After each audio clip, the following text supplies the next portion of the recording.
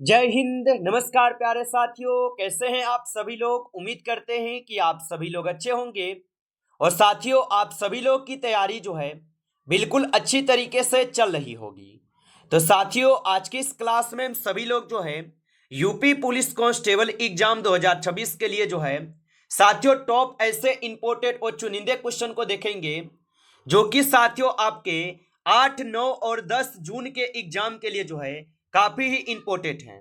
और साथियों, यदि आप भी इस बार सिलेक्शन चाहते हैं तो आप इस क्लास को बिल्कुल अच्छे से देखकर जाइएगा, क्योंकि साथियों इस क्लास को करने के बाद आपको जो है साथियों अनुभव हो जाएंगे कि साथियों आपके पेपर में प्रश्न कैसे बनेंगे।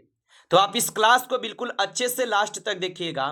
तो चलिए क्लास को हम स्टार्ट करते हैं। उनसे पहले यदि आप इस चैनल पे पहली बार जुड़े हैं तो आप इस चैनल को जो है सब्सक्राइब कर लीजिए और सब्सक्राइब करके ऑल नोटिफिकेशन को ऑल पे दबा के जुड़ जाइए, जिससे कि जब भी कोई नई क्लास हो सबसे पहले क्लास का नोटिफिकेशन आपके पास जो है पहुंच सके। तो आप इस चैनल को सब्सक्राइब कर लीजिए, साथ ही साथ आप जो है इस क्लास को भी लाइक जरूर कर लीजिएगा। तो चलिए क्लास को स्टार्ट करते हैं और देखिए प्रश्न क्या पूछा जा रहा है।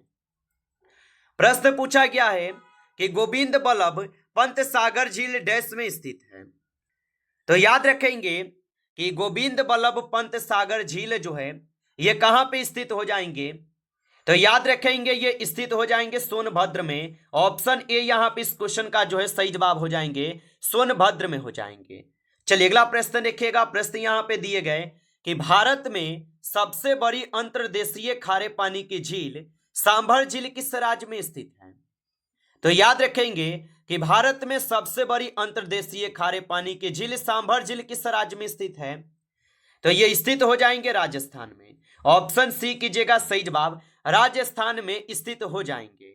चलिए अगला प्रश्न देखिएगा। प्रश्न पूछा गया है कि निम्नलिखित में से कौन सा झरना भारत का सबसे ऊंचा झरना है जो कि शरावती नदी से निकलता है।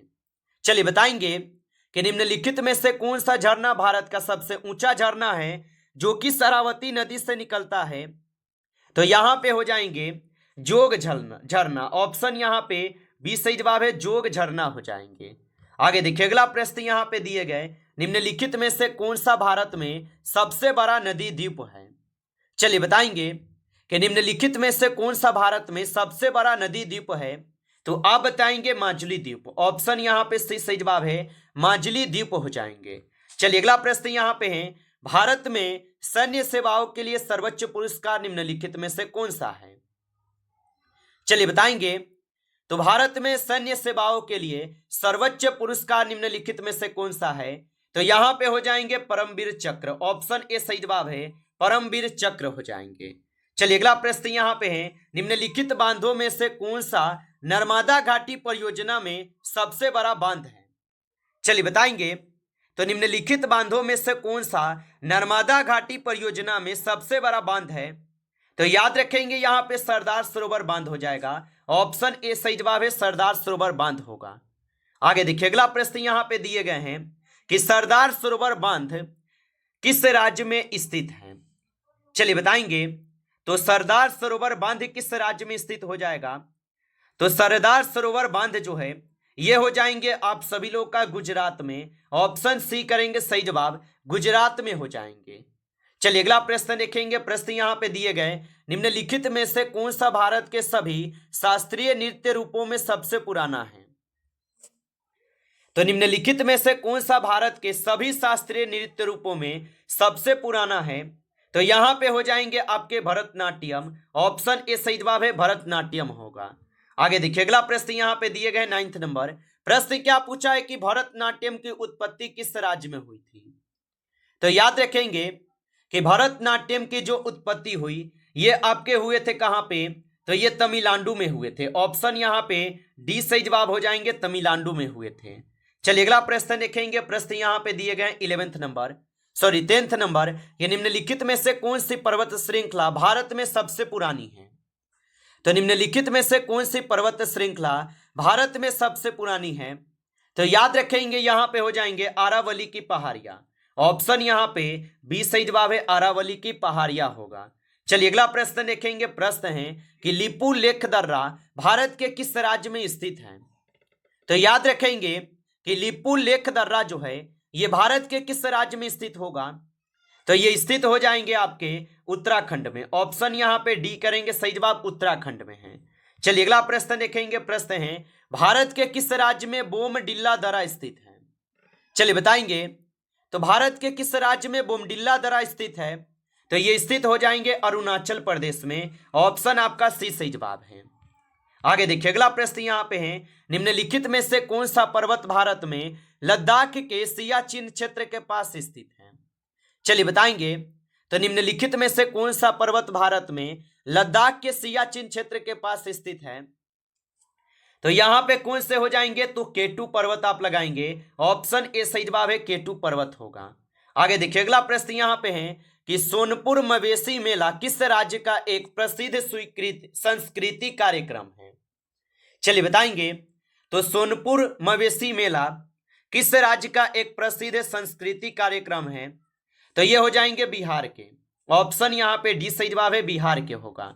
चलिए अगला प्रश्न यहां पे है बेसर शब्द निम्नलिखित में से किससे संबंधित है? तो बेसर शब्द निम्नलिखित में से किससे संबंधित है?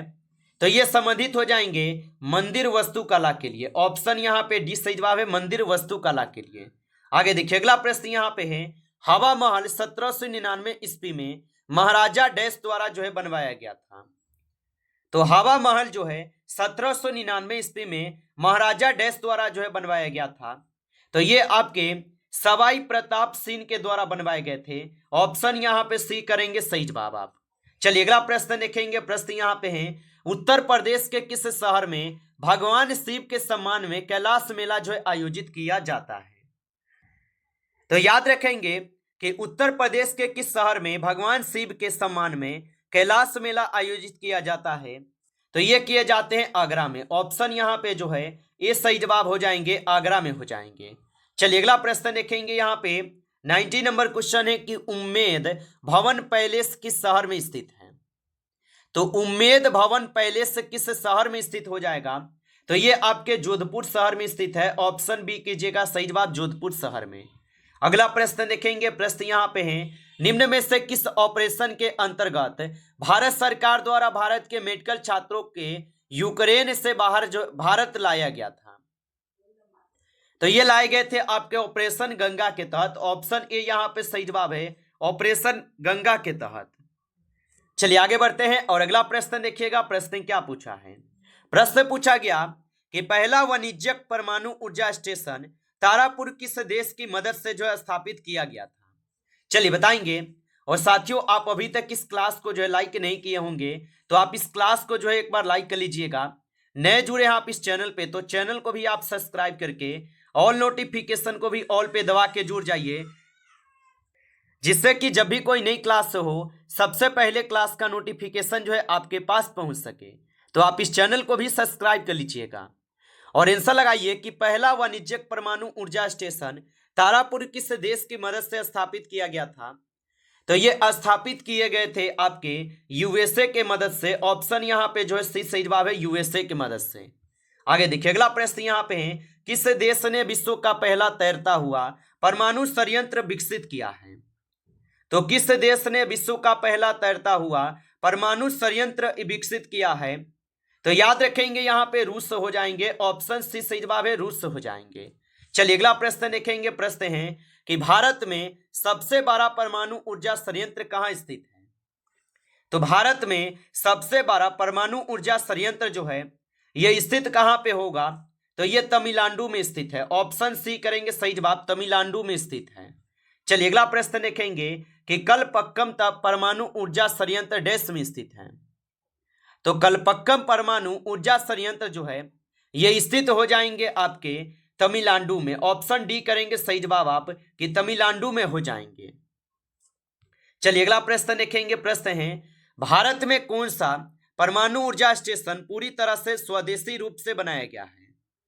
तो भारत में कौन सा परमाणु ऊर्जा स्टेशन पूरी तरह से स्वदेशी रूप से बनाया गया है? तो यहां पे हो जाएंगे कलपक्कम। ऑप्शन सी करेंगे, सही जवाब कलपक्कम हो जाएंगे।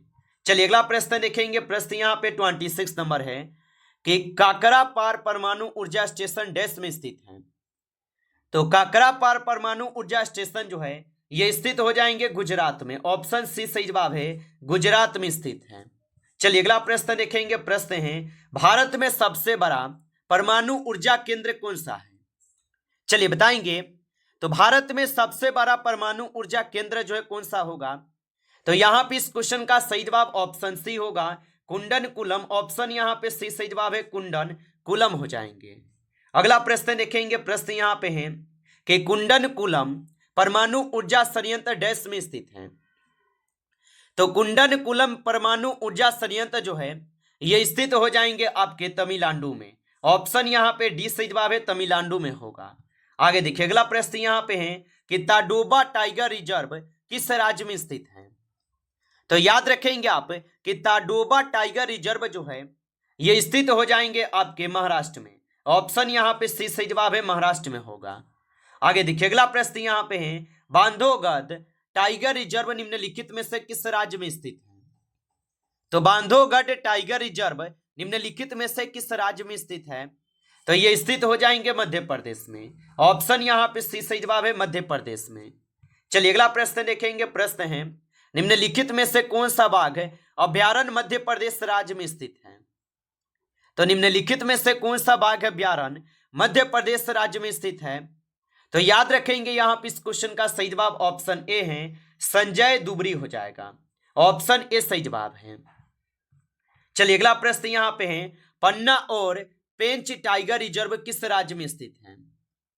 तो पन्ना और पेंच टाइगर रिजर्व जो है ये स्थित हो जाएंगे मध्य प्रदेश में। ऑप्शन यहां पे बी सही जवाब है, मध्य प्रदेश में।